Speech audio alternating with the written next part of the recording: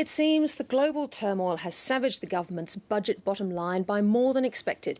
The budget deficit will blow out by nearly $15 billion for the 2011-12 year, according to the mid-year budget update, or MYEFO. Natural disasters like the Queensland floods also played a part, but so has politics. The government's new measures and tax concessions accounted for a third of the blowout. Here's Philip Lasker.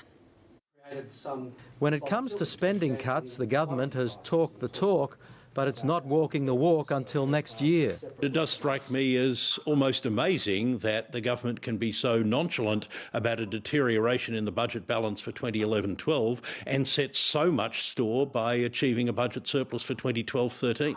The major MYEFO surprise was a near $15 billion blowout in this year's deficit forecast.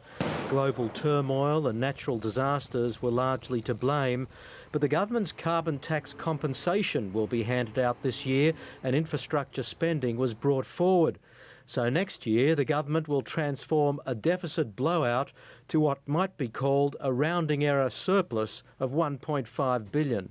Indeed, for them to be able to do that, you would have to see the largest fiscal unwind we've seen in over 40 years. And so in the current environment, that does seem like it would take a Herculean effort. Also raising eyebrows was the terms of trade number, with the government expecting little more than a 5% deterioration next year.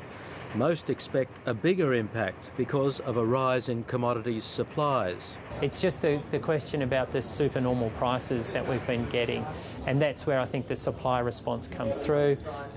Also, we've obviously had, we're seeing slower growth out of Europe. China itself is slowing a bit. There's uncertainty in the world.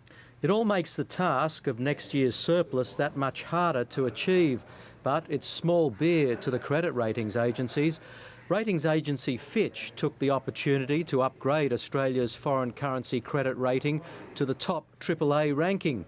It means that for the first time, Australia holds the top credit ranking with every major ratings agency. I guess the credit rating upgrade is a reminder that while we're picking little bits about the numbers, Australia is in a very, very fortunate position compared to most, just about every other country in the world. Australia also has interest rates to cut, and most economists were wondering whether the government's cost cutting would give the Reserve Bank Board more room to move when it meets next week. Whatever else one might say about the appropriateness of today's measures, I don't think you can say they're going to have any significant or material impact in slowing the economy. Now, that's also, of course, why they won't have any material impact on interest rates. The main thing that will be on their mind is what's going on globally, how much risk does that pose to the domestic outlook, and so that will be front and centre in their mind.